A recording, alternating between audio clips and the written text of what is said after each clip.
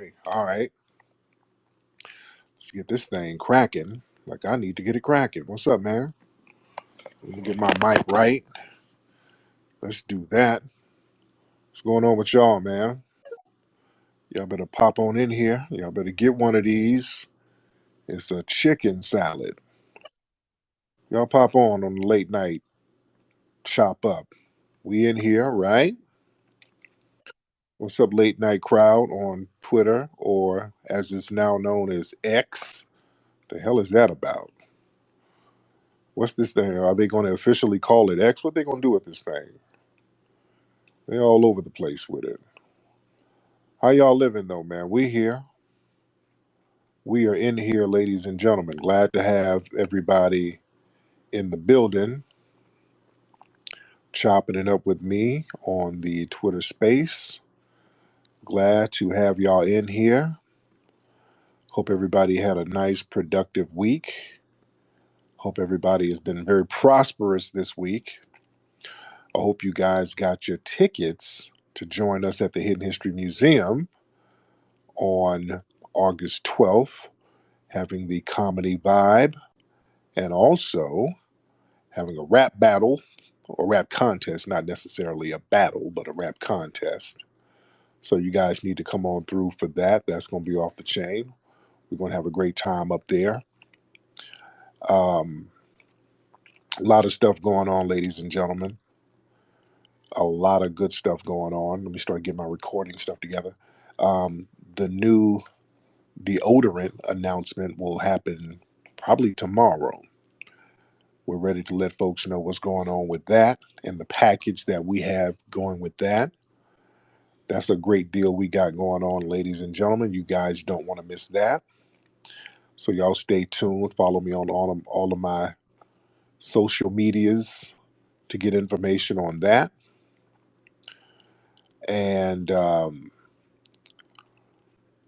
the movie American Maroon, if you don't have that, American Maroon is available right now at American-Maroon.com.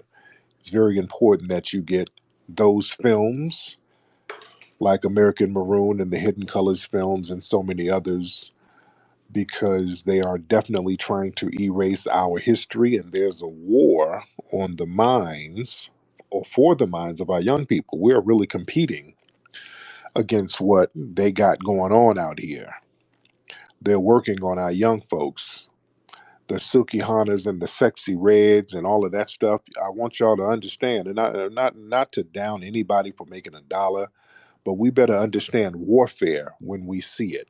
That type of stuff is warfare. When you turn on the Disney Channel or the Disney app, the stuff that they have on there, that's warfare. It's straight up and down warfare. And we have to understand how desperate and demonic these people are. And we have to start countering that stuff. It's very important that we counter that stuff. It's very, very important because we think, okay, they're so big, there's so much money going into these degenerate entities, we can't do anything about it. That's not true. We can always do something about it. If you can create something, you can uncreate it. You can replace it with something. Anything that's made by man can be replaced by man. Don't ever think that these white supremacists are too big for their britches. We see how that goes down in the recent video of the brother down in Georgia who got that Karen fired. Do you know there's another video of another Ken sitting up here begging this brother to do something about Karen getting fired? On my broadcast the other day, I played a clip of, and for those who don't know, there's a video of a brother down in Georgia. He lives in um, a pretty decent area, a lot of white people over there, and he likes to go fishing. And evidently, when he's fishing, the Karens they go over there and harass this brother every time he's fishing. So he films them, puts it on live, has a whole page on it, and it goes viral. And one of the Karens who thought she was slick, her ass ended up getting fired. Well, they threw her up out of there because it went viral, and they were like, "Hey, we don't need that kind of smoke. We don't need no harassing Karen associated with our job. We don't need that energy, because if she does some racist in this job to some of the black folks, I'm pretty sure there are a lot of black people working there, and there's evidence that she is a suspected white supremacist, that company could be liable. So they're like, get her ass the hell up out of here. And the white supremacists, boy, they hate being punished by black folks. They hate when black folks administer some kind of punishment on them. That's the worst. When black folks shut their shit down, y'all don't understand. That's the end of the earth for them. It's like life has no meaning when we shut them down. They got to go back to the drawing board. That's why it's so important for them to just keep going back to the brother, to tell him, hey, brother, we're all one community of a melting pot. No, now they're with the melting pot story. They're copping pleas to this brother, and I'm glad he ain't really taking the bait. When we put that heat on him, all of a sudden it's kumbaya, and let's all hold hands and sing Negro spirituals. Now, beforehand, they're putting that brother in danger, going up there harassing him, calling the police on the brother. It's all about, what are you doing in our neighborhood? Is that vibe? We don't know you. Where do you live? All of that old authoritative Jim Crow bullshit. How long have you been here? What's your address? That type of stuff. That old show me your slave paper nonsense. And the brother stood 10 toes down, and then he said, I'm not giving y'all none of that stuff. In fact, I don't want y'all harassing me. And now it backfired. The Karen got fired. And now they keep going to the brother, cop and please. Listen, brother, I marched with Dr. Martin Luther King in 1965, brother. Oh God. Oh, yeah, they get real liberal all of a sudden. Listen, my granddaughter has mixed babies. I have a mixed grandson. There's not a racist bone in my body. Can we just let bygones be bygones? Can you say something to the media, buddy? Can you go out there and tell them that all lives matter, buddy? And the brother's like, no, I'm cool. I'm cool. I'm cool. You know, I'm out here minding my business, and y'all out here giving me the smoke. So, hey, it is what it is. I mean, we can all get along, buddy. It doesn't have to be like this. What's the white woman's name? Tanya. The white woman's name is Tanya. Tanya's lost her job. She has a mortgage. She has a she has a poodle, and she has a Yorkie that has diabetes. Yeah, they come singing their sad story. They want us to be so sympathetic. Damn that. No, when y'all start getting the punishment hit on you, you want everybody to drop what they're doing and be sympathetic to you. Hell no. Hell no. No sympathy. Get your ass on somewhere and leave us the hell alone. How about that? Instead of copping all these pleas, leave us alone. But anyway, let's get to the main topic, what I want to talk about. Let's get to the main topic. Um, Obama's chef, this dude who was a chef for Obama and Michelle, the dude is a black guy. He was a chef. I forgot his name, but the brother, man, was out there. Was he in Martha's Vineyard somewhere? Excuse me, guys. He was out there by the president's home, from what I understand. I think he was still, being a chef for them or whatever. I don't know. But yeah, they found that dude dead. They said he drowned in the river out there, or the lake, or wherever that thing is. Hold on. Let me get the right and exact information, so I'm just not guessing here. Okay, yeah. Obama's personal chef drowns near the family home in Martha's Vineyard. Yeah, so I was correct. So that's their personal chef. They said he was paddle boarding and flipped over and died. Tafari Campbell. He was found in 8 feet of water. Family, that's not that much water. To be honest, how tall was this guy? And I'm reading this. This sounds even more suspicious. Authorities confirmed on Monday that the body of 45-year-old Tafari Campbell was found in 8 feet of water. How in the hell did you drown in 8 feet of water? Okay. Wow. 8 feet of water. That's not that much, guys. You can jump up and get out the water. Hell, I'm 6'4". If I stand on my toes, I can put my head over 8 feet of water damn near. If I jump up a little bit, I mean, damn. Ugh.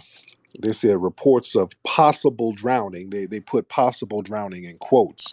So that sounds familiar. I didn't even see that part of it, but the whole thing sounded familiar. I mean, it sounded suspicious. I'm sorry. It sounds suspicious. So what really went down with this dude? And he was a chef at the White House. Um, what's going on, man? Did this dude see something? I mean, I don't want to put the tinfoil kufi on, but damn. Did this dude see something he wasn't supposed to see? That's kind of odd. That's kind of a freak accident. Yeah. I'm sorry. I'm putting the tinfoil kufi on. Did this dude walk in on some bussy action or something? I mean, I don't know. I'm just throwing some stuff out there. I don't know. What did he see? What was he a part of? Or what was he doing? Let me throw the tinfoil kufi all the way on. What was he doing? What was he really doing? Was he just a chef? What was happening? That just sounds weird. Your chef just goes out in the lake by your house and die, and okay, in 8 feet of water. It's like the Godfather movie. You go fishing and you take Fredo out fishing, and then Fredo don't come back. So yeah, if something looks weird, I'm gonna ask some questions about it. Some conspiracies are actually factual. Like y'all remember on my broadcast the other day, Sunday, I told you guys about the festival in Baltimore. They got like a music festival. That's a big Black American music festival out there that happens every year, from what I understand. And a helicopter came through and unleashed a bunch of damn mosquitoes or some kind of insects on the people. And the people, a lot of them had to leave, and a lot of people were confused. Like, what the hell is this? And the media kind of downplayed it. And they were like, oh, these were not deadly mosquitoes. A lot of people were like, they released a bunch of deadly mosquitoes. And the media was like, oh, those weren't deadly mosquitoes. Yeah, there were bugs released, but they were something else. And this happened in June. And just this week, there's another story coming out of Baltimore just this week in Anne Arundel County. There's detections of the West Nile virus in the mosquitoes out there. They just announced this yesterday. The West Nile virus detected in the Baltimore County. So now people were right. There were disease mosquitoes released out there. Now they're talking about mosquitoes got the West Nile virus in Baltimore. So sometimes when you put the tinfoil kufi on, we're just not whistling Dixie. We got to understand with these white supremacists, you can't trust them. You just can't trust them. So anything funny style happens, look at them, say, hey, what are you doing? Because most likely they're doing something slick. That's what they do. Most likely they're doing something they're not supposed to do. So we should question all of that stuff. There's nothing wrong with questioning it. The problem is we don't question stuff enough. We got to have more of a damn distrust. We don't have enough distrust. That's why we get caught up in the game. We got to start distrusting more of the stuff we see from the dominant society because they do have a history of doing slick stuff. Y'all really go watch that show, They Clone Tyrone. I'm surprised they even got that on Netflix. There's so much deep stuff in there, but I think the writer wrote things in such a satirical way. He slipped in messages that we're supposed to catch. I think he did it very covertly in a very clever way. The messages and the subliminals that brother put in that movie, I'm like, wow, I'm surprised Netflix really went through with this. There's some heavy stuff in that film. Y'all go check that out. I did a review of that yesterday or Sunday on my broadcast. That's a heavy film, um, about them cloning black folks, but cloning certain black folks. They were cloning dusty niggas and hood rats to destabilize the hood. It's a real heavy thing. And the whole thing, it took place, they never said Atlanta, but it looked like Atlanta. The whole vibe was an Atlanta vibe there. And they had all of these secret layers that goes into these government buildings below the ground. They had them in all the dusty nigger spots. They had these elevators that would go to these science labs in liquor stores. They had them in strip clubs. They had them in trap houses. It was a real interesting dynamic. In chicken spots, and they were showing black folks eating chicken and freaking out after they eat chicken. And the allegories there. Understand, Atlanta, and this whole thing was about really certain parts of Atlanta. It was a whole Atlanta vibe. You know, in Atlanta, they got the CDC down there. So fiction ain't too far from fact. They got the CDC down there. You know, they do a bunch of weird stuff over there. The CDC has a long track record of weird experiments that they've been doing for decades. So a lot of stuff is not as far fetched as we think they are. It's real heavy stuff. Did y'all see? Shout out, what's up, Sir Major? Shout out to our brother, Sir Major. Um, Sir Major, you put up a video earlier of this tether woman. Um, the our sister Jess Hilarious, the comedian, was kind of defending women from a lot of these trans activists who are really going out here to denigrate women. A lot of these dudes who put on wigs go out here and say, "Oh, y'all ain't no real women. Y'all can't gatekeep womanhood." There's this real volatile disposition towards biological women from these guys. It's really hate driven, and it's really designed to destabilize the black community. We again, that movie, They Clone Tyrone, it talked about how certain things are put in by white scientists in black society to destabilize black society, which is the truth. When you see billions of dollars being put in certain things from the white society that's targeting black society, notice it's always something that's going to destabilize us. Always, without any exception. And a lot of these dudes out here putting on wigs talking about y'all ain't no real women or y'all ain't got no monopoly on real women. There's a reason why they get gazillion dollar budgets. They know, the dominant society, that is to destabilize us. There's a reason why I made the movie Buck Breaking. I was trying to warn people about this stuff for a long time, and we're going to be doing a Buck Breaking too. There's a few documentaries that I got to knock out. I got to do the hip hop documentary. I got to do Buck Breaking 2.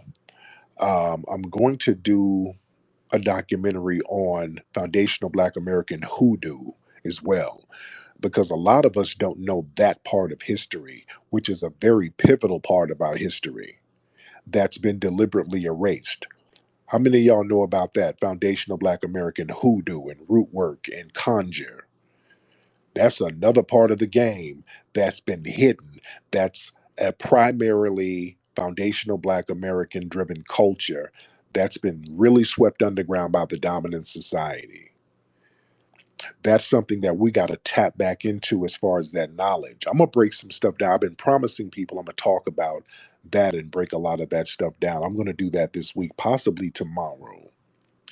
But we have to know that part of our history too, because that's a missing piece that we got a lot of empowerment from, that's been deliberately erased and taken out of our culture. We got to tap back into that. We got a hell of a culture. But going back to my brother Sir Major, he posted a video um, of this tether getting mad at Jess Hilarious. And this woman, she's supposed to be a lawyer, and she's a Nigerian slash Barbados chick. And she's one of these people that's real slick mouthed about foundational Black Americans. I know people have been getting in her ass for the past few days, and she's been blocking people left and right and just denigrate all these FBA folks can go to hell and just all of that old vibe. And her thing is, yeah, I said what I said. What y'all gonna do? Y'all can't do nothing. I'm here. My bills paid. So she's up here trying to save face. Well, the tethers who talk like that, like, oh, what y'all gonna do? We've already done it. We've discredited your ass. That's what we've done. We've discredited you. We decredentialed you. So you coming into the mix saying anything is delegitimized. That's what we've done. You can sit here and say face all you want to and babble. Your words mean nothing to nobody, not even to the white people. See, the thing is, let me explain to the tether class, not my non-FBA people who are riders. If you're a rider, non-FBA, we rock with you. But see, we're getting this tether shit cleaned up because the problem is there's so much disrespect, and y'all think because you got the white people putting a battery in your back, you kind of got something over on us. No, no, no. What y'all don't understand, your power with them or your position with them is only valid if we go along with your shit. See, you can only come around here wagging your finger if you have some kind of legitimacy among Black society. That it, your rhetoric only works if we kind of rock with you. You understand? If we ain't fucking with you, your rhetoric is empty, and the white supremacists understand that. They know it's ineffective. You're basically persona non grata. We look at you as an enemy, so you are just coming around acting hostile. We see you as an enemy, and what happens is that gets us more codified with each other, which strengthens us. So it works against you and the white supremacists you're trying to impress. That's why when the white supremacists have a coon that has no legitimacy anymore, for example, I give you a great example, Omarosa. Now, Omarosa, she ain't good with white society.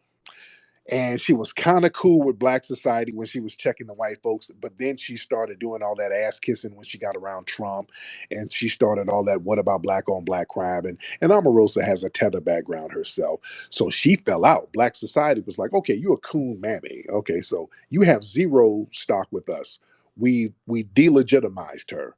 So when the Trump people threw her ass out the White House, literally, I mean, they locked the doors on her ass. They had to change the locks when they got rid of her because they understood she can't come around us no more. They can't use her to come around us and bring any kind of narratives because we immediately check her at the door. Anything she says, we ain't going for it. She has zero legitimacy.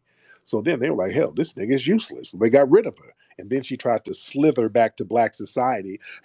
Hey, big head. Remember, I was just being the spook who sat behind the door. I was running a finesse on them white people. She tried to play that angle. We were like, nah, we ain't buying it, baby. Nah, we ain't buying that. That was some genuine cooning you were doing. You weren't trying to be the covert spook who sat behind the door. They kick you out of that White House with you kicking and screaming. They changed the locks and put bolts on the windows so your ass can get back in. You were dying to get back in. You see, that's the price of cooning and trying to get with white society against us. When they turn on your ass, you ain't got nowhere to go. So when y'all do all that, yeah, what y'all gonna do? We showing you what we gonna do. You got no legitimacy. And then what happens when a lot of y'all sit up here trying to denigrate us and talk slick about foundational Black Americans? I'm talking about the tether class. Y'all saying little slick stuff, you and your families. Y'all cockeying and kikiing around white folks, thinking that you got a safe space with them and you can throw shots at us. And we're like, okay, we got you. And then what happens is one of these white supremacist women or men, but in one case a woman, stabs you up. Then your family's running around here trying to get sympathy from white society that they don't get. And then y'all come running among us trying to get us to fight for you. Hey nigga, you remember when I called you a kata? I just playing, nigga. You're not a kata. You're my brother. Can you help us? Can you help tweet my GoFundMe for my brother? No. No. No, Mbutu. No, I'm an Akata. I'm a lazy Akata, my nigga. I don't know how to tweet. What you talking about? Yeah. You see, that's the danger of all of that performative tether cooning. When these folks turn on your ass, y'all want to lurk and run back to us. Just like some of the Caribbeans. They were doing the same, all of that. Yeah, I said to you niggas, I'm over here now, nigga. I'm a citizen now, nigga. What are you going to do? You can't do nothing, nigga. I got a job. I got Uber. I got Postmates, nigga. You can't do nothing. Okay, all right. And then when your cousin try to come over here and they start whooping his ass at the border on a horse, you're like, hey, nigga, do you see this? No, nigga, I'm legally blind. I don't see nothing. What? Your cousin got whipped? What? Oh, damn, that's crazy. Anyway, how much is your Uber to take me downtown to get me a chicken salad, nigga? You see, when we're indifferent to your ass, then you feel that heat. Yeah, yeah. When we get indifferent, y'all come over here and these white supremacists flip on your ass. So we're the first ones y'all want to call. And then when we say, no, hold your own nuts, that's how we will let you know that's what we do. Yeah, don't talk big and bold, and then your cousin get caught over in the Ukraine and they're beating their ass overseas, and you can't even go to your home country. You go to your home country, the phones are disconnected, and the minute y'all get hemmed up somewhere, y'all call in foundational Black Americans. Every time, y'all remember when the thing went down in the Ukraine? Yeah, none of them can go back to them African countries. They were all on CNN. Hello, help us, Beyonce. Help us. Montel Williams, I need one of you FBA niggas. Help us. Little Bow Wow, one of you niggas help us. Y'all were calling every FBA y'all could think of. Just random FBAs. Gladys Knight, help us. Please get us out of the Ukraine. Take us on the midnight train to Georgia. Y'all didn't know who to call except us. Y'all called every foundational Black American y'all could. And we were like, hold your own nuts, my nigga. Don't call us now. We're cotters, remember? Yeah. But listen, what's up, King Cam? Shout out to my brother King Cam down there in Atlanta. Um, but yeah, we're gonna start these new documentaries soon. I got so many films to do. We got books coming, man. I got a couple of books going through the Hidden History Museum. We got a children's book that's going to be out next month. The Hidden Heroes from A to Z.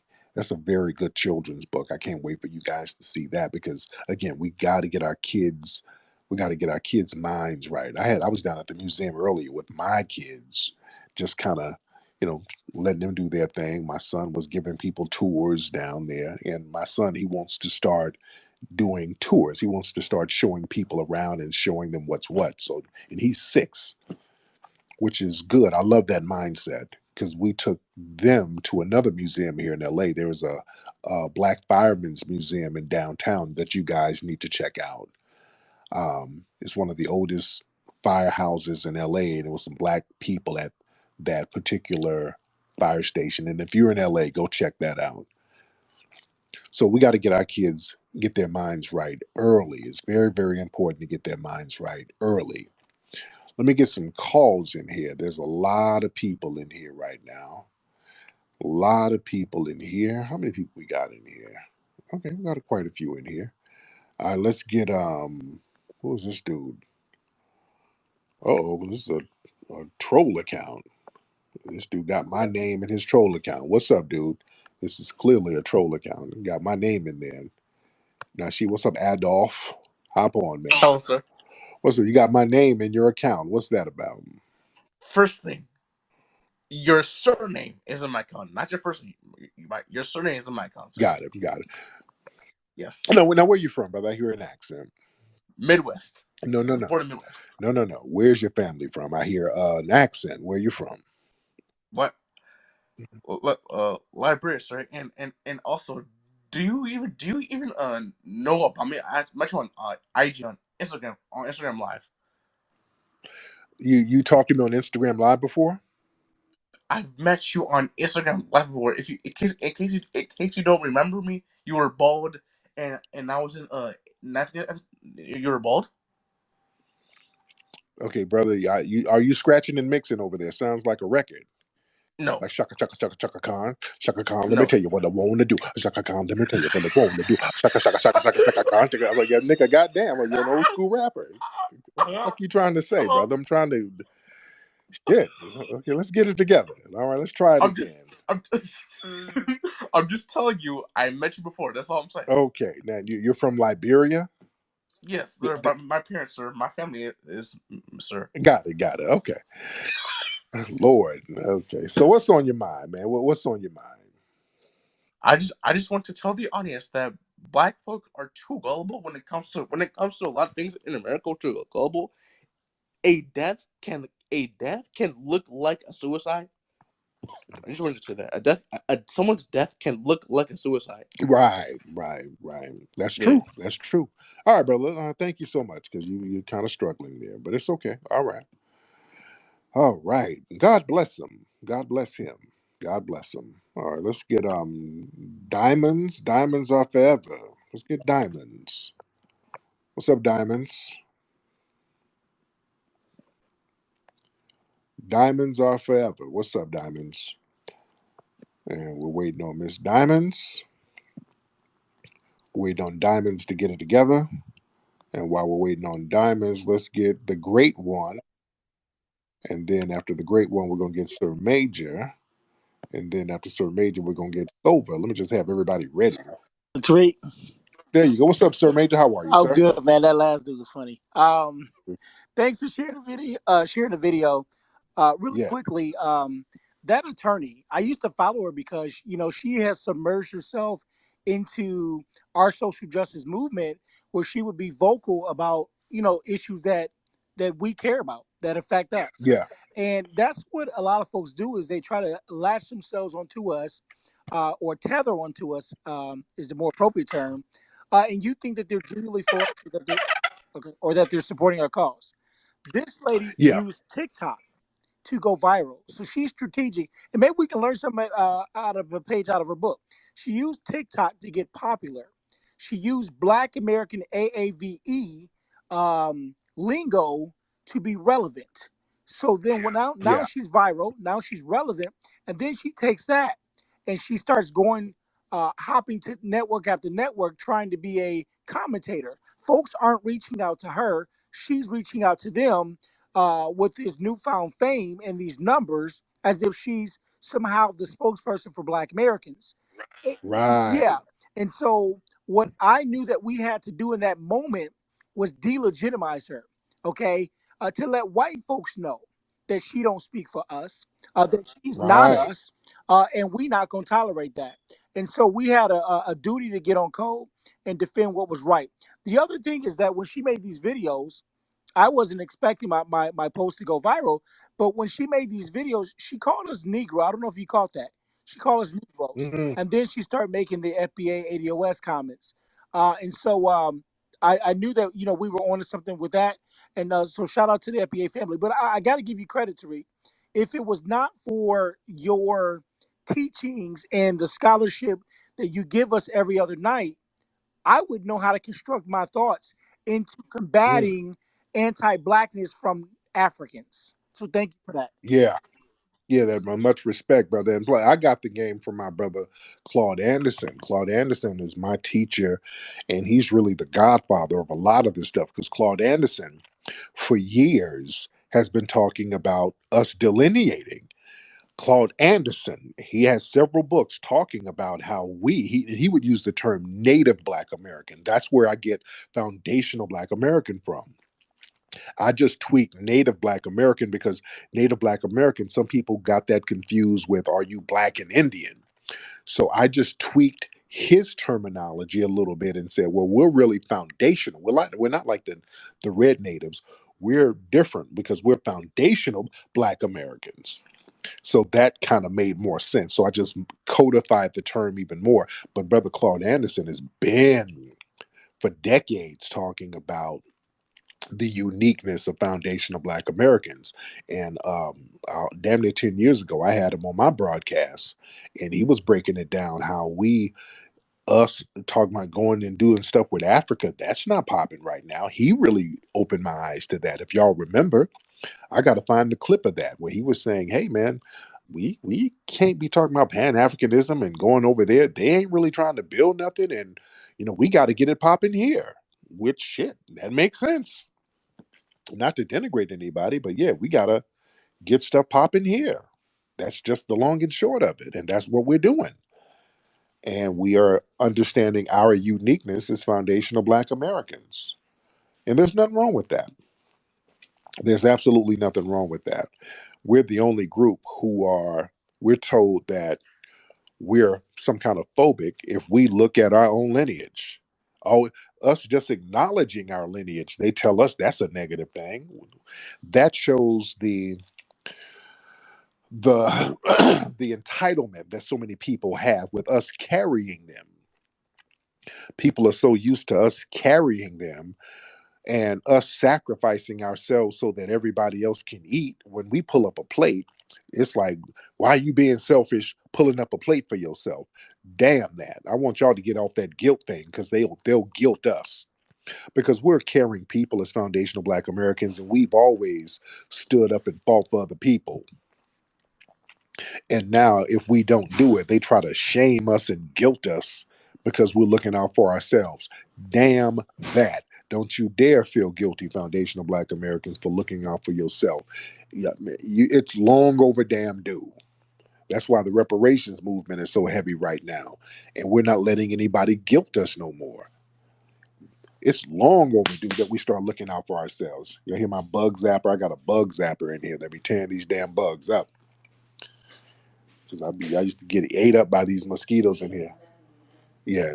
What's in your bathroom? Oh yeah, yeah. Late at night, these bugs be coming in, biting the shit out of my ass. So I got a bug zapper. We be lighting them up. My son loves it. Mateo's out there zapping everything. He was zapping roly polies and shit. He's just zapping everything. But yeah, it's long overdue, man. We're way long overdue with what we're supposed to be doing. Let's get what's your name, brother? The Great One. Hop on the Great One. What's happening, peoples? What's A up, lot brother? of what's How, happening, peoples? What's I'm going good. on, bro? I'm good. What's on your mind? Uh, Number one is a lot of these people who are from the LGBT have been trying to conflate our issues, Yeah, yeah, and that's the biggest thing that we've been doing is letting people conflate our issues.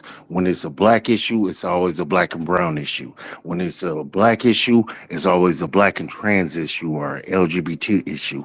And then once we say that no, it's not your LGBT issue, doesn't mean a black issue.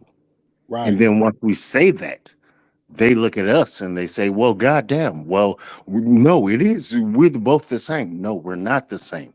Mm-hmm. Because the LGBT issue, a white supremacist can still be LGBT. How many Yeah. times have you seen that? I Mm-hmm. know I've seen that in my life. And I'll just land my plane right there, bro. Bro, speak on it. Thank you so much. Yeah, and man, yeah, the movie Buck Breaking, dude. Y'all better go watch Buck. We talked about that, man. How the white LGBT community, man, they have a long history of anti-black racism. Y'all better watch Buck Breaking. We broke that down, man. Many of the slave owners were LGBT. Um, Man, certain politicians back in the 16 and 1700s, Lord Cornbury, look him up. That was a trans. Lord Cornbury, out there on the East Coast, I think in either Jersey, he was one of the governors out there. A very important figure who was a transgender. He cross dressed as a woman, so he was LGBT, and he was one of the people who helped expand slavery in the early United States. Oh, when we broke it down in the movie not American, in the movie Buck Breaking, we broke down all the racism. Hell, J. Edgar Hoover was a queen, and look at what he did to the black community. Cecil Rose was a queen. And look what he did to Africa over there. We broke it all the way down. Some of the heavy hitters of anti-black racism, white supremacy were LGBT. Man, y'all better go watch Buck Breaking, buckbreakingmovie.com. Go watch that. The white LGBT community has been horrible to black society with their racism. Horrible. Jeffrey Dahmer. Man, we break it all the way down. LGBT up here killing black people left and right. It was another dude just like Dahmer down in Louisiana, Ronald Dominique, that they don't tell you about, was doing the same thing down there in Louisiana, raping and killing a bunch of black men. Let me tell you something. Do y'all know how many Dahmers there are out there? I want y'all to understand. Do y'all know how many Dahmers that's still out here in America that nothing is done about? Look at Jeffrey Dahmer. Look at what it took for them to get him. It took 20 years of this dude killing dozens of black people for them to finally say, you know what, let's arrest his ass. Look at what it took for them to arrest this dude. And not only that, it took all that. There were victims running out that house, and they were still sending people back up to Jeffrey Dahmer. Black folks were telling on Jeffrey Dahmer for years. Remember the movie? That was all true. The black woman was like, hey, police, shit. I know this is my 20th time calling, but I smell something funny coming out this white man's apartment. They didn't do anything about Jeffrey Dahmer. They knew what he was doing. Can you imagine how many Jeffrey Dahmers that's out there that ain't gotten caught yet? The real Jeffrey didn't get caught for years, so they didn't want him caught. And then you juxtapose that to so many black folks missing all the time. We end up missing and you lost without a trace. We're in somebody's damn basement somewhere. And again, that ties into this situation with this Carly woman, the Carly Russell lady. And her attorney came out today saying, yeah, it was a hoax. She didn't get kidnapped. She didn't see a baby. She's so sorry. Yeah, she apologizes. See, they're trying to get in front of it because, like I said the other day, they're gonna charge her ass. Yeah, they about to put charges on her ass. So they're trying to get in front of it already. She's trying to take responsibility out here being a dumbass attention whore, doing some stupid ass stuff for attention. That's all that was. That was some dumbass attention whoring. And now they're about to make an example out of her. But here's the thing. Here's the double-edged sword. They will put charges on the Jussie Smolletts and this woman here, a black person, for making a false report, which is wrong, which is horrible because they had everybody looking for this fool. But they sat up here and let Carolyn Bryant's ass live in peace after she got her brother killed. Not just one person killed, Emmett Till, but that murder launched the modern civil rights movement, which ended up getting a whole bunch of other black people killed. See, Carolyn Bryant, she's not just responsible for the death of Emmett Till. She's responsible for the death of Medgar Evers, the death of Malcolm X, the death of Dr. King, the death of so many Black Panthers and so many other people. You see, there was a trickle down effect from that. There's a whole line of dead bodies behind Carolyn Bryant's ass. That's why they protected her so much. They understood her significance in the system of white supremacy. She was a major symbol of white supremacy, meaning we get to do something to these black folks with impunity. That's why they protected her. And that's why it's so disrespectful for Biden to bring his ass out here talking about a monument to Emmett Till, and his department refused to file charges against that woman or do anything or prosecute her when she was still alive. And once she kicks the bucket, they're gonna run out here talking about a goddamn monument. That's a spit in the face to black people all around this country. It really is. That shows the disrespect of the goddamn Democrats. And where you Democratic shills, I know some of y'all in here, they send y'all around election season. And the Democratic shills, y'all ain't got nothing. Y'all can't even stump for these folks no more. They pay y'all crumbs to come around these circles to come up with excuses on why we need to vote for their asses. Y'all can't even come up with nothing good no more. Y'all can't point to Trump. Trump ain't in office. Y'all can't do the well, Trump, evil Trump. Look at what Trump is doing. Trump ain't in office right now. Y'all can't use that no more. So y'all don't even have no good rhetoric no more. Because y'all know we shouldn't be rocking with them. Let's get Sova. Sova, what's up, brother? What's up, Flex, man?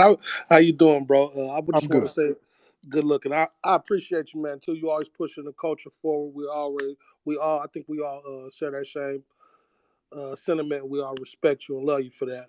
Man, I But appreciate something came to my, yeah, no Go. doubt. Something came to my mind the other day. I was downtown, man. And I walked past this store. They made like trophies and plaques in this store, and I was thinking, like, man, that would be a great idea to host like an award ceremony at the museum. And I just wanted to throw this in your ear just to, present some of our grand scholars. Like, it's a coincidence that you even mentioned Dr. Claude Anderson. Present them with like a lifetime achievement, what I'm saying, award. And Yeah, maybe like Angela Bassett too as well. And I was thinking Shahrzad Ali too, just because they played Angela Bassett. I don't know if it was the Oscars or the Emmys. They played her in that role that just went past last year, where she should have won that award. But we don't need that corrupt ass institutions to award our scholars and our actresses and actors and stuff and the people that's powerful in our community. We can do that ourselves. But I just wanted to put that bug in your ear, man. We should definitely present Dr. Claude Anderson with a Lifetime Achievement Award. And I think the museum would be a perfect place to do that. no doubt. Thank you, brother. Yeah, we were thinking about doing some stuff like that, and I was thinking about bringing Shahrzad Ali out for a lecture or just like a sit down talk, like an evening with Shahrzad Ali. I've been thinking about doing that for a while. Brother Claude Anderson, I don't know if he's traveling like that because I know his health hasn't been what it should be. But yeah, we still got love and honor for our brother Dr. Claude Anderson. We got a giant mural of him outside of the museum. If you go to the museum, we got a big giant mural of him. We got a giant mural of Dr. Welsing, John Henry Clark. We got all the legends. It's very important to worship our riders, not just worship, but just acknowledge and give them props and praise. It's very important to do that. So yeah, I'm all for that. Let me see, let's get a couple of more all these helicopters, man. Y'all hear these loud planes? Damn, these loud planes outside my spot. All right, let's get K. Let's get K in here. All right. K, hop on, K. And then we'll get Young LYD. K, what's up, K? Hey guys, how y'all doing? Um, What's up, man? yeah, I'm Kezier. I'm a tether. I think that's how you all call it. Now, why are you a tether? Because you're foreign doesn't make you a tether. What do you do that makes you a Oh tether? well, I kind of assume that every foreign black person is what you guys refer to as tether. No, we've explained that multiple times. Being foreign doesn't make you a tether. Your attitude and actions, that's what makes you a tether. So, have you done something tetherish? Actually, no, I don't believe I have, but I do have a lot of love for my African American brothers and sisters. I think Yeah. I see a lot of stuff that we Africans have done to disappoint you all, but I also see that there's been some animosity coming from the African Americans towards us too. And I say that to say that we've all heard each other, but the goal of the white supremacists is to keep us divided, because keeping us divided is how they conquer us, and we must not let that division happen amongst us. And the first thing y'all got to do is stop the division amongst yourselves over in Africa with all of them different damn tribes. That's the first thing, because y'all can't blame that on the white supremacists. Y'all been having those tribal differences and beefs forever, and then y'all bring that over here, and we're telling you to take that shit on somewhere. So what are y'all going to do about all of them tribal beefs over there in Africa? Well, that the tribal beefs there, it is a thing of it shows a lot of ignorance, and yes, I'm not going to make excuses for the ignorance that my people show, both to ourselves Right. and both to our African American brothers and sisters. It is deep, it's disappointing, but I think we all suffer from something that we can and should rise above and realize that there's people that are trying to keep us apart, and we can call out the ugly behaviors of our individual brothers.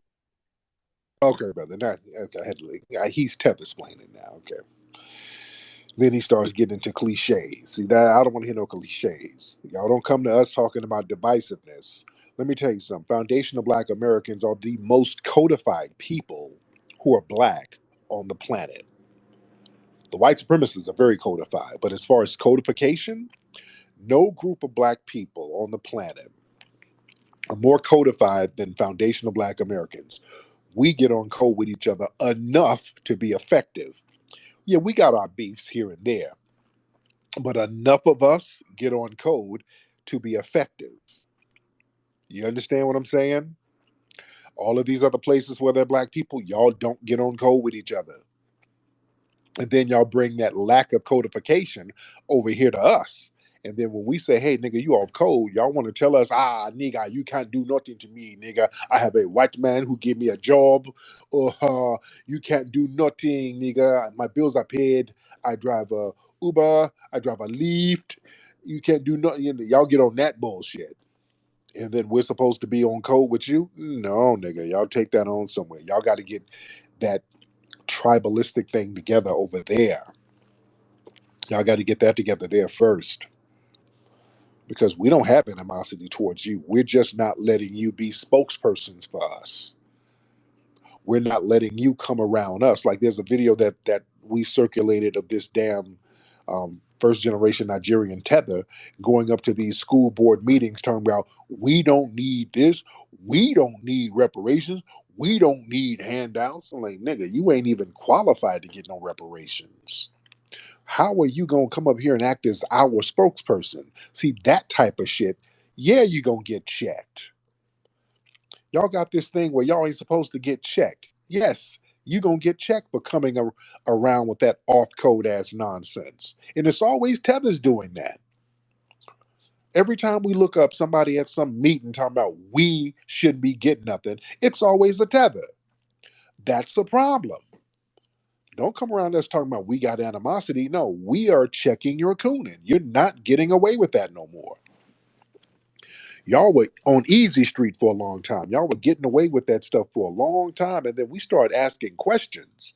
When we start seeing this off code behavior that would undermine our society, black folks, all of a sudden, we said, hey, wait a minute. Where are these niggas from? We just started asking simple questions. We start going to protests, we start going to meetings, and then we start seeing these weird off code niggas with these weird hairlines. We start seeing these women activists with these real janky, crooked wigs, and they were musty. We're like, hey, whose man is that? Whose girl is that? Where did she come from? And we start asking questions, and nobody knew anything. I don't know. I thought they came with you. Nah, I don't know this nigga. He ain't from here? Nah, he ain't from here. He just kind of showed up. He showed up to the protest when y'all showed up. Really? So we started asking questions about these people, and we started to find out the common denominator. Number one, nobody knew who these weird niggas were acting as our spokespersons. And then number two, we start looking at these names. These names were weird. Hey, wait a minute. Wait a minute. These niggas ain't even from here. They're not only are they not from here, they're from other countries. There's a commonality with all of this off code behavior with these folks from other countries coming in cosplaying as us. So we start looking at it. The Feminista Jones and the Jamila Lemieux and all of these weirdos who would come around black society with complete bullshit. We started saying, wait a minute, these are tethers. These dudes are not even from our culture, but acting as spokespersons for our culture. And we delegitimize their asses. That's why they've been persona non grata. We started to delegitimize them. We started to call them out, and we're like, no, you're not going to be a spokesperson for us. Y'all not going to come around us saying and doing all of this weird stuff under the guise of being a black American. And we should have been doing that a long time ago. That's what it is, because they don't want us to do that. We don't get to go over there to their home countries and do that nonsense. So don't feel guilty about checking that stuff. Let's get low. We're going to get low, then we're going to get young LDY. Where we at? Did I have you on already, LDY? I think I had you on already. Uh, yeah, we did one time before. Can you hear me? Okay. Yeah, yeah. What's going on, bro? Nothing much, just chilling in the phone. One phone. How you doing, K Flex? I'm good, man. What's going on? What's on your mind? Yeah. So I want to ask you for a while. So with everything that happened in Flint, what do you do? What do you think we can do to sort of nip in the bud that from spreading into other inner city areas? Where everybody can't drink anything. Yeah, man. So we have to start. That's a good question, man. We got to do what I do, man. We got to stock up on water. We got to start. Look, black folks, and my man, that's a very good question. Black folks always prepare for an emergency. We put too much trust in these folks. That's why I hate when there's a natural disaster and then there's a bunch of black people in the hood, crying for white folks and looting color TVs and all that stupid shit. Y'all got to start stacking up, using your weed money and your strip joint money. Y'all need to get some of those big barrels of food, that dried food that can stay in storage for 30 years. I want y'all to go on Amazon. They got this stored food that you can eat off of for a month. They come in these big troughs, like a bucket of chitlins almost. But it's dried food that you can store for like 20 to 30 years. You can put it up, and if there's an emergency, all you got to do is add water. You need about 3 or 4 of them in your home. Those things are not that expensive. They were about what, $60, $80, but it's worth the investment because you never know what will happen. Also, get those water pouches that you can store for years, pouches of water. You understand? Have all that stuff ready. Have your batteries ready. You need to have an emergency pack already somewhere tucked away in your crib. So if anything goes down, you good. Get a two-way radio. If things go down, you're good. Yeah. Don't have a whole bunch of goddamn hot Cheetos in the pantry all the time. You dig? Get you some emergency stuff in case something goes down. Because these people will or can try to pull a whammy bammy on us at any time. And then have some black folks that you can network with. It's very important. Let's get low. Low, hop on, brother. You, I just wanted to say, in Michael Johnson we trust, and free that man Brian Nichols. All right, thank you so And much, man. you said Thank you, brother. All right, um let's get Future '08. Future '08. Let's get Future '08. What's up, Future '08? Where you at, brother? And while we're waiting on Future, let's get Mr. Black Love. Mr. Black Love family. I think that's Benjamin Banneker in his profile picture, if I'm not mistaken. What's up, brother? And then we're gonna get Cad Rob later. Okay. All right. Where we at? Where we at? Where we at? Mr. Black. What's going on, Tariq? What's up, man? How are you, sir? Man, doing outstanding, my brother. You know, it's always good to sit in the space with you, brother, and let you you know, you give the family some good food, brother. I got a couple things though, real quick. First thing, that damn Ron DeSantis, man. It's a Yeah, I mean, that damn thing in Florida, it's a shame. And to yeah, and I still, haven't found any benefit from slavery. right, I'm right. They still can't give it to us. They still can't tell us what the benefit of slavery was. Every time somebody asks, that was a very disrespectful thing for them to say, that there are some benefits from slavery, and they're going to get their Sambos to go out there and try to toe that line for them. Now, Future, you ready, Future? All right, Future is out of here. Let's get Apple Tree. 123 Apple Tree. And while we're waiting on 123 Apple Tree, let's get CAD. CAD, you ready? Turn your microphone on. Hello. Yes, What's I'm up, CAD? ready. Can you hear How are me? you? I can hear you, CAD. All right, awesome. I'm fine. I hope everyone is fine. I think I did mention something on slavery before, and I think some people may have misunderstood because I've said that slavery is very bad, but it has been around for, well, about 10,000 years when farming started to arise and when cities came to rise, because there was almost no other way of building up a city. So those rulers thought that it was necessary to have workers. Now, back in some days, in some civilizations, for example, the Greeks, they would handle their slaves very well because they knew that they were just employees, basically. They were just employees, so they had to be treated with respect. Otherwise, they would revolt. Both the slaves knew this, and both the owners knew this. So these slaves were actually quite free, which is a super big contrast to some of what the Egyptian pharaohs did, or what some of the European countries did in their colonial era. Is how I believe history has gone. Okay. Now, CAD, what does this have to do with the price of tea in China, though? What does this have to do with anything? Oh, okay. Maybe I misheard some of the things. What is the thing that you're worried about in China? Because I see three Okay, systems slow, going slow. through in under there. That's a figure of speech. That means Okay. what you're saying. What does it have to do with anything? What's the point of what you're saying? That you're saying all that to say what? The point of what I'm saying is that we are working towards freedom as much as possible. That is what they're trying. That some try to achieve. Others they misuse it and they keep people down. But there are some that try to fight for more freedom for everyone. Okay, hold on. You got to back it up because it's getting into some clicheisms. First Okay. of all, you're from Eastern Europe. What part of Eastern Europe you're from? I am from Croatia. Croatia. Okay, I can tell by the accent. Okay, where are you living in Britain now or the U.S.? I'm living in the Netherlands right now.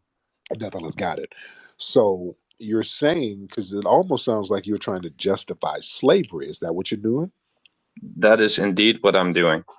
Okay. Right, right, right. So yeah, when you start talking about we're trying to end slavery, no, you just sat here and tried to justify slavery. No, Yes, slavery, isn't that the same thing? What is slavery? What is freedom? Are right. we free? Is anyone ever free? Is the king, is he free? Well, we're not in a system that's free of white supremacy. See, we're in a system called white supremacy, and the I non-white, understand. yeah, the non-white people are not free. We're getting punished based on race. Where True. we get right. And do you But think that's that racism. right? And racism is slavery, and white Oh, supremacy is a form of slavery. oh. Well, I know a lot of people in Eastern Europe who also feel enslaved, or a lot of people in Russia who feel and captured and imprisoned and who are basically enslaved. Right. Um, So for me, when I was about 7-year-old, 6-year-old, I saw a colored person for the first time in my life. Sorry, I don't know that nomenclature anymore. And I found it very interesting. I loved seeing something new. And I wanted to talk with him, but I mean, I was a little bit of a shy boy still. And then later, when I was 12, something around that age, I heard that there was racism in the world. And I found it the most stupid, peculiar thing I've ever heard of in my life. And some people, they still claim that some race could be superior over the other. But that's just, to me, it weirds me out that we're even having this conversation, because it seems to be not about slavery, not about freedom, but it seems about the constitutional racism that, especially nowadays, it is directed towards black people. It doesn't make sense. Just like before, the Nazis were tackling Jews, right? For no real reason. So it's very weird that it even happened. But you guys had racism in Croatia too, man. You guys were very racist towards the gypsies there, Yes, and you I still mean, are, right? but you cannot blame me for mistakes of the past. Well, you guys are still kind of janky towards the Romani people over there in Croatia, man. You guys, they're still marginalized because they got a little of that non-white bloodline in them. So there's still that there now. You understand? Yeah, yeah, because all of them, they seem to think that there is some science in which blue eyes have more depth to them, and that is a peculiar scientific notion some people make, that I really, really disgust. And it's also very untrue, because depth is not something that only comes with your eyes, it comes But also why? with your mind. But let's rewind it. But you've justified slavery. Why do you think slavery is a why? How could you justify that? Slavery is wrong. This should. I call some employees at the bank I used to work for a slave, and they're not a slave. They don't see themselves as a slave. But the thing is, we had slavery here, and we're trying to get compensated for slavery. Now, even though you're not a U.S. citizen, do you think that foundational Black Americans should be compensated for the slave trade that happened here in the United States? I totally agree with that. And Right. the way I see that compensation is in the form of these spaces that we're holding right now, in terms of educating about all sorts of things, right? Isn't education the compensation that we want for our children? And is there anything else we can really do? Well, we need money. So when we're Yeah, talking about compensation, we're talking resources and money. So what we're right. focusing on right now, on the highest degree, is increasing our food production. So we can sort of hand that out, because it's Okay, I had to let him go because he's all over the place. And here's another thing, family. Watch these guys too. All right. Watch these suspected white supremacists who will come in the conversation babbling like him. And see, these are learning lessons to teach you what to watch out for. Watch out for these guys like this, because first he was justifying slavery, then he was saying it was bad, then he was saying, yeah, you should get reparations. So he's all over the place. Like Neely Fuller said, the white supremacists will sit up here and take both sides of an argument. They will sit here with a straight face and take both sides of an argument. They'll be all over the place. This dude changed positions about 5 or 10 times in the conversation. Did y'all notice that? First, he was justifying slavery. Then he was saying slavery is bad. Then he starts talking about food and animals, and he just went all over the place. They're not dumb. Watch out for these time wasting suspected white supremacists. He's not dumb at all. That's a very deceptive trick he was trying to run, guys. I want to hip y'all to that game. He'll play the whole I'm I'm I'm the naive Eastern European immigrant. I don't know. Slavery, I've never, racism, it was something new to me. I don't know. I'm from Eastern Europe. I don't know racism. Nigga, y'all are racist towards the Romani people over there, the gypsies. Oh, yes, that is true. Yeah, what the fuck you talking about? But I don't know when there's slavery, been in the Roman Empire. Okay. And the food supply, just stop it. Stop it, dude. Stop it. Watch these guys. Watch them who come in and try to act like they're buddies. Watch them. They're very deceptive. These guys thrive on deception. Let's get Brother Caliph. Brother Caliph. What's up, Brother Caliph? Hop on, man.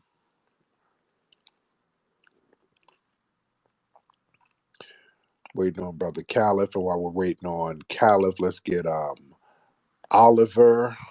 Hello, Tariq. What's Let's get up? what is Caliph? What's up, brother? Tariq, what's up? Yeah, I just wanted to say you was touching on something earlier. I just wanted to be clear that a lot of people don't know that when Lyndon B. Johnson was forced to sign that civil rights thing, he threw the gays in at the last minute so that they will forever be tied with us. Whenever we have our little struggles, the gays would always have a little word in that. That's what that was all about. Another thing I Mm, wanted to talk to you about was, you notice how all these rappers, right, that got these 20-year careers, all of a sudden now they starting to claim that rap or hip hop is tied to their lineage, to their like Jamaica and all these other different places and stuff like that. It's just funny to me yeah, how, all of a sudden after they had their 20-year career and we've been supporting them all these years, all of a sudden now they want to sit there and claim their homeland and sit and say that the music came from their homeland. I just think that that's yeah. real hanky right there, you know? Real talk, man. Real talk. Thank you so much, brother. Yeah, yeah. They, my man Crooked Eye, he made a tweet. He said he feels like there's about to be a hip hop renaissance. It is because it can only go up at this point because it's so degenerate at this point. There's a lot of degeneracy, and it can only go up. And right now, there's so much mumble rap and stank hole rap out now. When somebody comes with some fly ass lyrics, that's going to stand out more. Because sometimes when you have so many lyrical people, people want something more elementary in order to kind of get there to kind of relax their mind. Sometimes you just want to tune out. You want to turn on and tune out a little bit. You don't really want to get too deep in the lyrics. Sometimes you just want to put something on and just get a vibe off of it. And then sometimes you want to hear something intellectual. That's why the golden age of hip hop, it was lyrics driven. The beats will fly, but I'm talking about 88. That was really um, the golden age pinnacle of hip hop. 1988. That was the zenith of the golden age. That one year, 1988, was the most spectacular year in hip hop to this date. Nothing topped 1988. There were good things, but 1988 was the pinnacle. Everything else kind of went downhill and it went into different genres. But 88, if you look at many of the artists who were out in 88, many of them can still tour today if they're alive. You look at who's out with 1988. Ice Cube and those guys, NWA, they were out in 88. They can still tour. Kid and Play, they can still tour. KRS, Big Daddy Kane, they can still tour. Rakim, he can still tour, still a legend. Think about everybody who was out in 1988, because in order to be on the charts out there in 88, you had to be on top of your game. EPMD, they can still tour.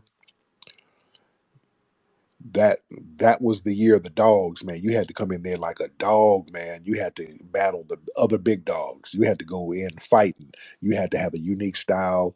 You had to be thorough in order to survive as a rapper in 1988. You couldn't. All of the rules of hip hop were still intact. The rules, hip hop had rules. One of the rules was which made it a very competitive, interesting. culture, number one, you had to be original. Number two, you couldn't bite nobody. That was a no no. Number three, you couldn't sound like anybody else. You had to have your own style. So there were rules to the game. There were rules to it. Now, yeah, everybody sounds exactly the same. You won't even get signed unless you sound like another nigga. You understand? It's that type of thing. So there are no rules no more. The rules have been corporatized.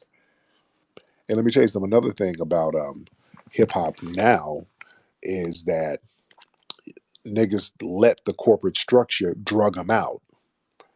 So everybody's rapping about damn drugs and everybody's high on drugs.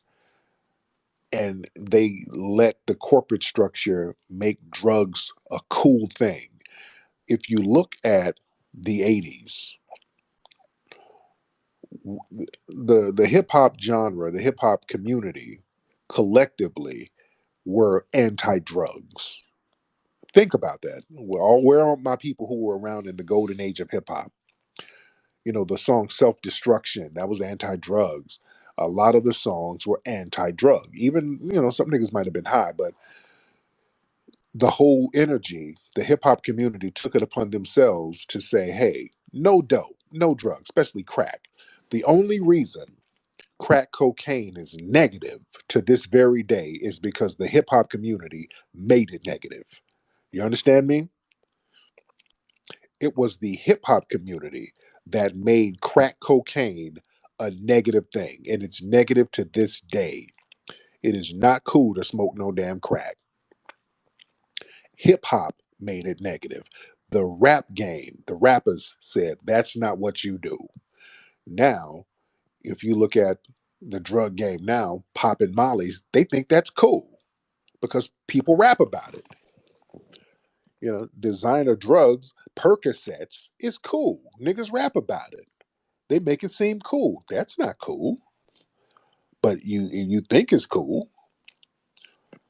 Yeah, it's heavy, and that's because the corporate structure told you, "Hey, rap about this, and we'll give you a record deal." 'Cause I'm telling you, them white execs, the first thing they do, nigga, when you get up into them white execs or go to the meetings or go to a party with them, the first thing they do, and I'm telling you firsthand knowledge, they're gonna push some drink and some dope in your face. They're gonna push three things: drink, dope, and some bitches.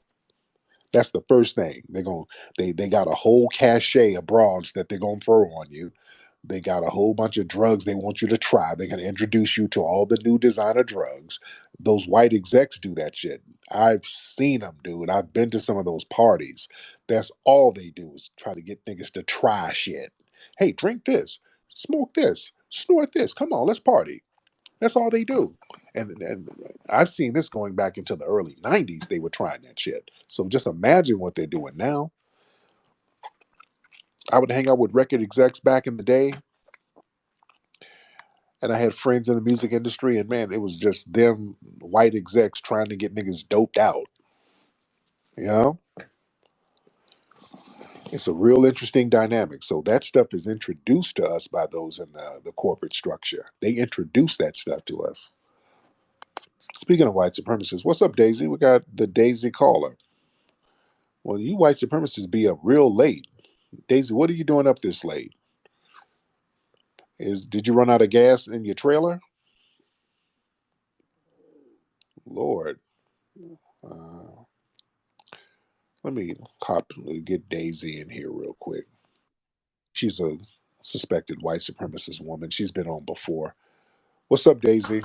Real quick, I Listen, want. I'm going to keep it concise. I really just wanted to say you keep conflating whites with Jews. Jews are not white. Oh, stop it.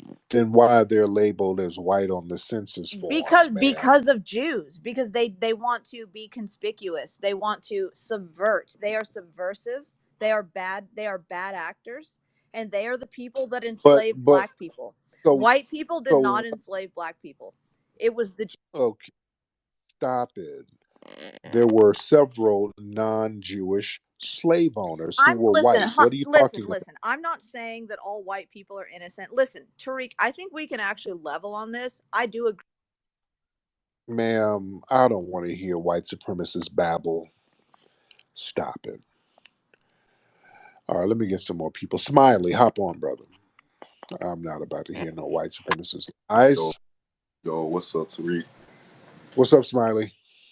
And I would quit. How you feel about the census data keeps saying like we're 12, 13% every year for the last at least 70 years? Because they've been saying that since my great granddad was like in his mid 20s, and I'm like, it's mind blowing because if we're only that percentage, why do they care so much about our vote? And do you think like we could start our own census to figure out real number? And Yeah. what do you think? Well, yeah, we don't have any governmental structures, but yeah, I think our numbers are more, not too much more, but I think our numbers are way more than just 12, 13%. I think we're way more than that. I think we definitely get undercounted. And also, a lot of these other groups, man, we got to understand there are a lot of other groups who are dark skinned, especially a lot of the Caribbeans and East Africans, and they classify themselves as Caucasian. A lot of folks don't know that.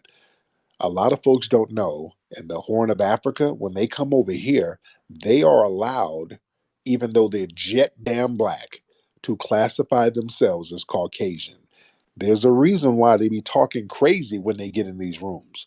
They be running around here yelling the N word all crazy with the hard R. That's because the white supremacist society let them be white on paper. Now, they still treat them like niggas, but on paper, that's good enough for them. You know, it's real heavy. A lot of folks, we really don't get that. You could be looking at a black person who looks black, but in their mind, I'm not one of you. That's why it's important to find somebody's background out. I'm like, hey, where are you from? Where's your family from? Because just looking at somebody on the surface, that don't work no more. Let's get Oliver. Oliver, hop in. How you doing, brother I'm good. Nasheed? Hey, I've been trying to get in touch with you. I wanted to get a chance to talk to you. I'm a filmmaker myself. Mhm. I do animated documentaries, and I wanted to get with you because I always listen to you and I hear you talk about these different FBA heroes and obviously the American Maroon and the newest documentaries you've done are great. And I just wanted to see if I can get your contact information or I can get in touch with you some kind of way to make some of these heroes animated, have our own, Black Panther or, have our own heroes Yeah, email. shown in a great light. Absolutely. Give me an email. Send me an email, man. My email is in my profile. Absolutely. Let's get Israel. What's your name? Israelite by blood. Yes, sir. Yes, sir. You hear me? Yes, sir. You sound like you're on a Bluetooth, but what's Yeah, on I your am. I'm in mind? my truck, man. I'm a truck driver, but I'm finally up to catch one of your spaces, man. I keep missing your shit. I keep having to catch it on YouTube. But No anyways, doubt. quick question. Well, the other brother that said why they care about us so much or why they worry about us so much is because they know who we are. Yeah. That's it. But for you, I got a question for you. I've been wanting to ask you. When you say suspected white supremacists, why do we keep calling them suspected when they keep doing white supremacist behavior? Like that's my Well, question for you. yeah. Well, Neely Fuller taught us sometimes you shouldn't, if they don't admit to being a white supremacist, it's safe to suspect them because you don't want to make a false accusation. So it's just like a court of law. To say somebody's a white supremacist when you don't know, you don't want to defame the person. So, hey, I suspect that you could be a white supremacist. So that's a safe way to let them know, hey, man, your behavior is kind of funny. I'm not accusing you of anything, but I'm suspecting that you could be a white supremacist. See, that burns them up when you suspect them of being a white supremacist. That burns them the hell up. Because see, we're always suspects. I suspected he had a gun. I suspected my life was in danger around this nigga. So they're always throwing the suspect thing on us. But when we throw it on them, they're like, oh my God. I don't know. I'm not accusing you of anything. I just suspect that you could possibly be a white supremacist. So you're just staying on code. That's codification. Love I am. What's up, Love I am? Hey Tariq, how are you? I'm good. How are you, love? I am. That's good. I'm good. My hand shot up when that white lady just came up here. Oh my gosh. Oh, Oh I yeah. wanted to say that I apologize if you've addressed this already, and it pisses me off because I don't get your notifications, and I've heard that said before. But yeah, what do you think about these white people delineating amongst themselves? Because as a Black American, a foundational Black American, when we experience the antagonistic element of white supremacy, we're not distinguishing between the Jew and the white people, and And, and historically and we they're were not either. antagonized by them all. And Go ahead, okay, I'm sorry. yeah. Let me break that down. They're not either. They're not either. That's a con game that they run among us. They don't distinguish either. They just sit up here and play this divisive game. They play hot potato with white supremacy. If it's not, well, it's not white supremacy. It's the Jews. It's not us. It's the Democrats. It's that. They're just playing hot potato to waste time. They know what a white person is, whether they're Jewish or Christian. They know. They play this little game. They'll sit up here with the Ben Shapiro's and practice white supremacy against us all the time. They get white supremacists who are Christians and Jews who get together all the time and practice white supremacy against us and then act like they're somehow different from each other. Dude, Judah P. Benjamin was the second in command, was the brains of the Confederacy. He was an open Jewish white supremacist. They know that. Don't let these folks run no game. There's I think in either North Carolina or Virginia, one of those places, they have a Confederate cemetery for Jewish Confederates. They were lock, stock, and barrel along with the Christian white supremacists against us. They act like um, there's some kind of internal beef. It ain't. It's not. When it comes to us, they put all that to the side. Whatever religious background they have, they put all that aside to go against us. What's up, Tough? Hi, I'm just I'm just going through my piles of paperwork and listening. Um, just wanted to come in and say hi and Yeah. ask you because I'm trying to follow you guys and understand what you're about. But can you define what you mean by white supremacist? Because you're saying it a lot, so I'm wondering what do you mean by that? I mean, white supremacy is in what your forefathers meant. That's their term. And are you? Where's your family from, man? By the way, where did your family immigrate from to the United States? Scotland and Ireland. Now, what year did they get here? Oh, around the time. Around what time? I don't quite know. I went back as far back as I could, but like 1700s, and then they were in Nashville, Tennessee, and they owned slaves. Right. So you're very well aware of what white supremacy is because in Tennessee you had the Klan being born in Tennessee, and they were very adamant about white supremacy, and the Confederates were down there, and they were very adamant about white supremacy and what it meant. Yeah, It meant dominating people based on totally. race. Um, right. So you know what white supremacy is. That comes from your community, Well, ma'am. yeah, yeah. So So just it's interesting because my mom's Jewish. right. So Okay. I cut my dad's Scottish. McIntosh is my grandmother's last name. Cool name. They were like a clan in Scotland, I learned. And Uh, then McIntosh McGrady, and another last name I don't want to say, but because it'll dox me. But yeah, I think my family was in the clan. When I look into everything, I'm like, which I'm not proud of. Uh, and my great grandfather was in Nathan Forrest Cavalry, okay. Okay. and that kind of rang about that meant a lot to me because my dad's family was very violent and messed up in the head, and I wondered how did they get so violent, and I think it's from the Civil War. Nathan Forrest Cavalry, they did atrocities to black people. I think he came home with PTSD and probably beat the crap out of his kids. Right. All right.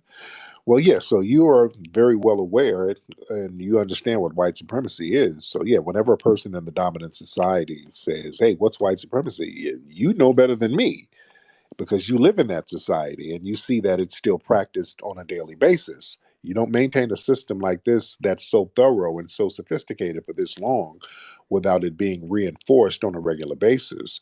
Are you still in Tennessee? You still live in you still live in the Oh, South? you're sweet asking. I like this story, so I like to tell it, but no. So it's a really interesting story of what happened. So my dad's family was, they were, they were badass men, right? So they're, you know, the Scottish blood and the German blood, um, and so they had breweries, and they were lawyers and legislators, and um, went to Vanderbilt University, played football, all that stuff, right?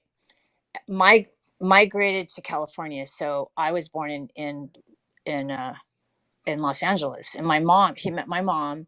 Um, so he got a scholarship to Berkeley to be a linebacker and play football and practice law. He meets my mom. She gets pregnant. They get married. They weren't meant to be. She was from a little Jewish, you know, small family. I mean, a little small Jewish house with a family. And they got married, and it was awful. And then they got divorced. So I saw a prejudiced Southerner dad that I respected.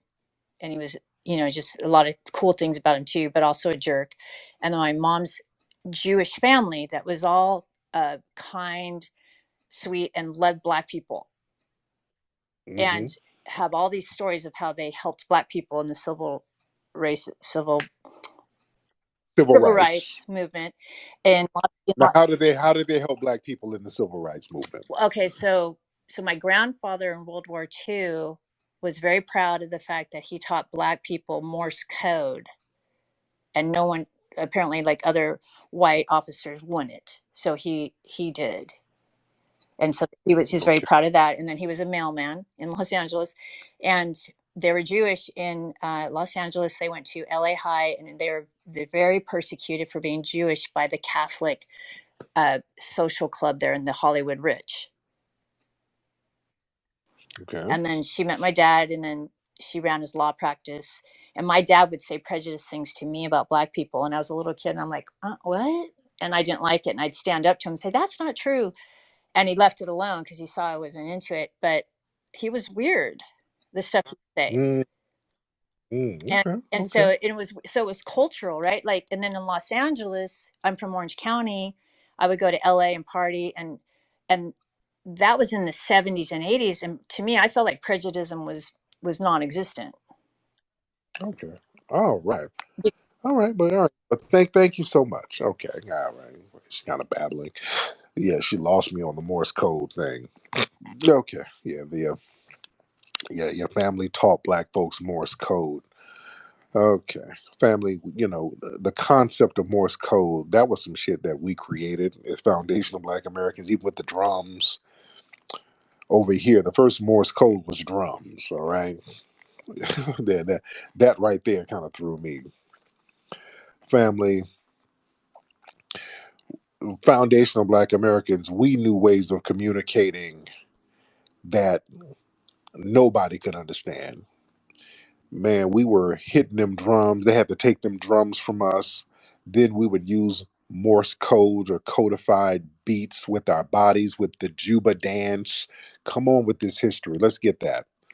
I just cut her off because I didn't want to hear her babbling, but I just wanted to clear that up.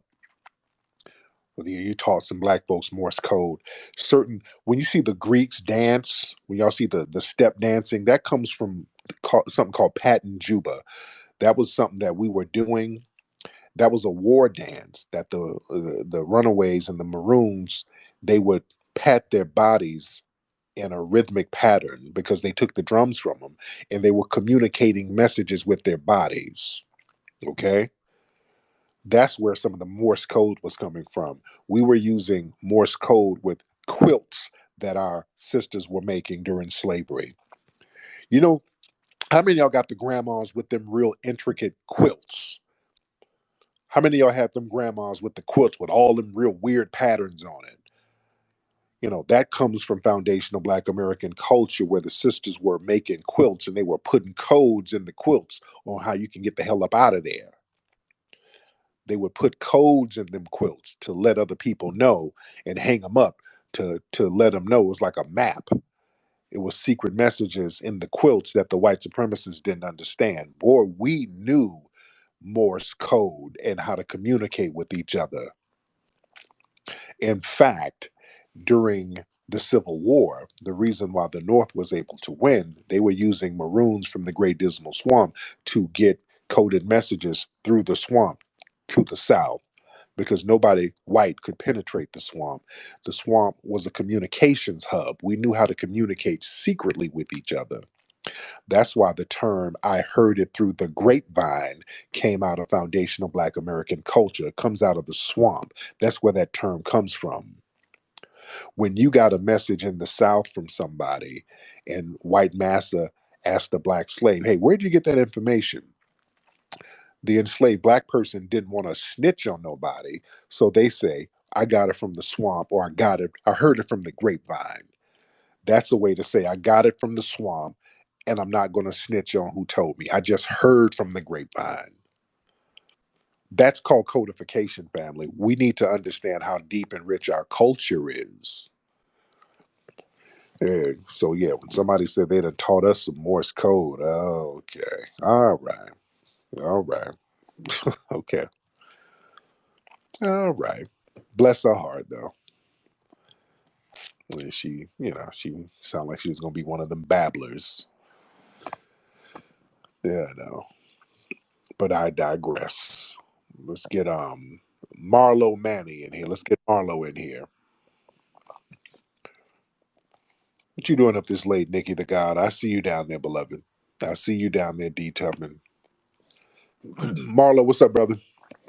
Hey Flex, I wanted to say thank you for correcting from that white supremacist woman and that tether that was trying to represent Baltimore. I appreciate that. I know my No I know doubt. my city got a lot of rag, but I got two quick questions. Um, Go ahead, brother. you said you said there was like a brother who was in the military and he was working on the road. Then he escaped from the military and went into this tribe and he went with them for a while. I forgot his name. It starts with Henry, but I didn't catch his last name, and I forgot what broadcast it was. What was that man's name? Hold on. Let me find his name. I got a book on him upstairs. And hold on. Hold on. Let me get the name for you. Um, that's an amazing story. Herman Perry. That's his Herman name. Terry. Perry. Herman Oh, Perry. Herman Perry. All right. And my Herman. Yeah. and my last one is what did the tethers think? Just going with it, if they try to replace us, if this is successful, what do they think the white supremacists is going to do to them? Like once we're gone, and that's it, Oh bro. well, they think if they just spread Bussy open, that's going to be the answer. And it doesn't work like that. They think that just bending over for these white supremacists is going to be the answer. If we're gone, it's a wrap. It's a wrap for Black folks, period. Because foundational Black Americans, we're the only people who are really pushing the white supremacists back in large numbers. We're the only people doing that in large numbers. So, yeah, it'll be a wrap if we're out the mix. But yeah, Herman Perry. That's the name of the foundational Black American soldier during World War II. This brother got fed up with the racism and he bodied a lieutenant, and then he was out there in I think Burma, and that dude um, killed the white supremacists and then went AWOL and lived as a maroon in the jungle. He lived with the damn indigenous tribe out there. Lived out there for a minute with him. Yeah. Real heavy story. They don't tell you about that. They don't tell you about some of us who was putting in work and fighting back. There's a lot of that they don't talk about. See, they'll show you the lynching pictures, and we talked about this in the movie American Maroon. That's why y'all got to go get the movie. They'll show you the black folks that got lynched and the white folks sitting around skinning and grinning. They don't tell you about the black folks who was like fighting back and the black folks who was getting revenge. There were black folks who were like, if you're going to lynch me, I'm going to take about 30, 40 of y'all with me. There were black folks shooting back in many cases. They don't tell you about them. And a lot of black folks would get revenge and then come out here to the West. They would come out here to the West, or they would go to Oklahoma or Indian Territory. That's what happened with Bass Reeves, the lawman. Bass Reeves, he was enslaved, I want to say in Arkansas, either Arkansas or Texas. It's one of those places. But Bass Reeves got fed up with slavery. He whooped his slave master's ass. He beat the shit out of his slave master and then went to Oklahoma. He kicked it with the Seminoles because he knew he could be protected with the black Seminoles because the black Seminoles weren't playing no games. They don't tell you those types of stories.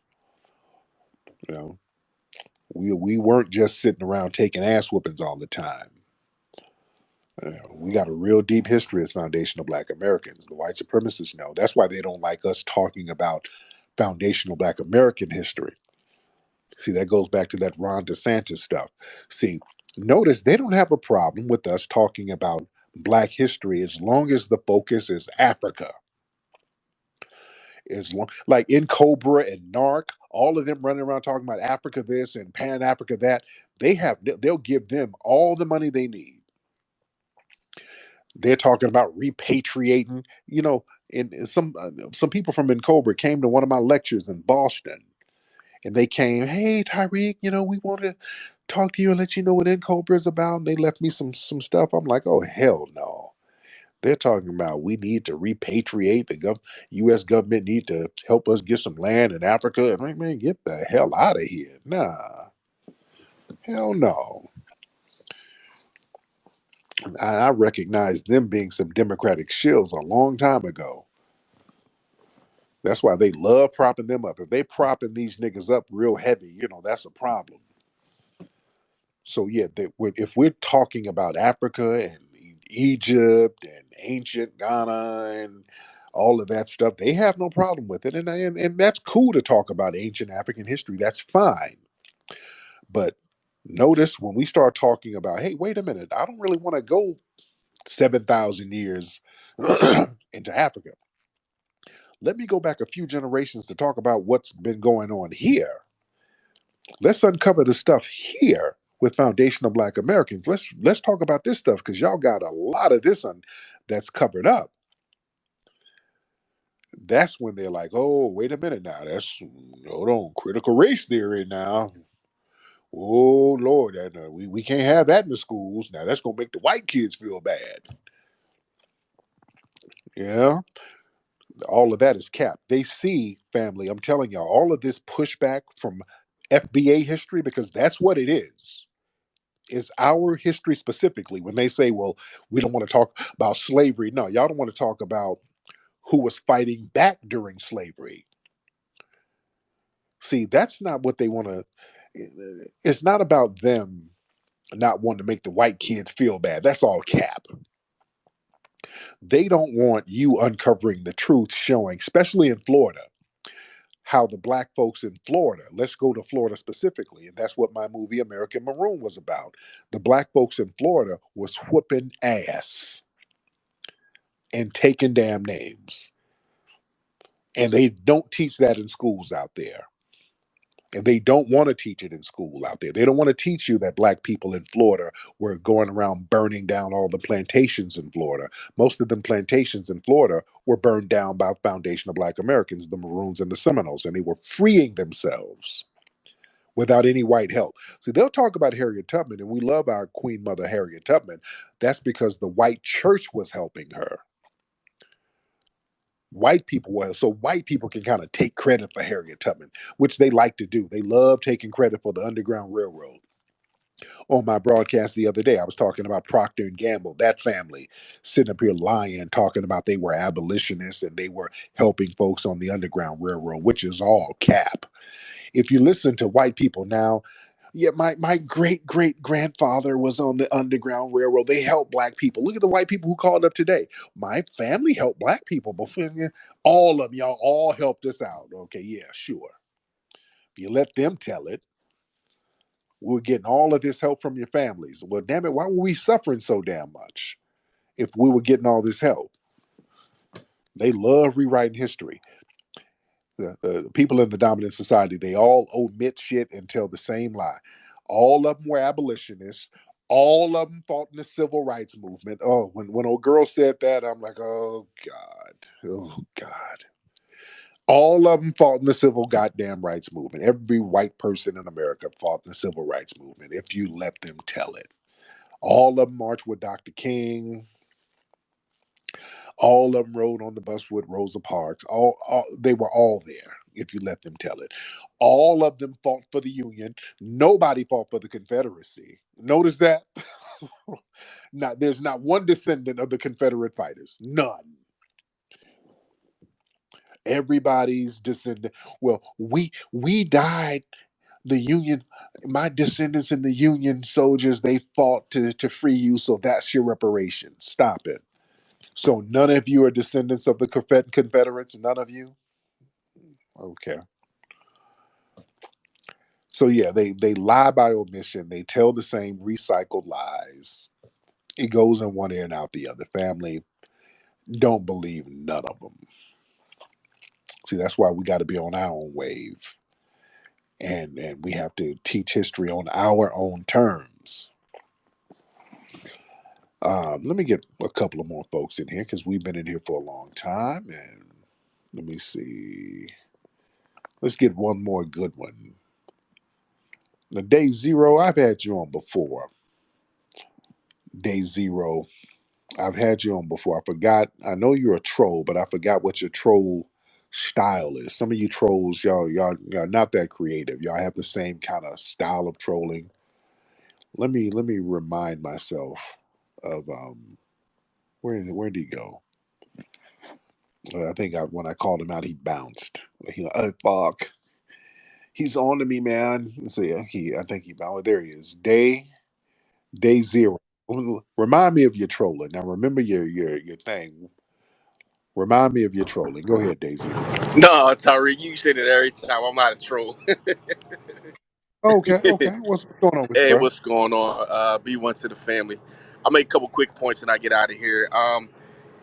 My first one is Farrakhan made it, abundantly clear a long time ago that great is not synonymous with good. You know what I'm saying?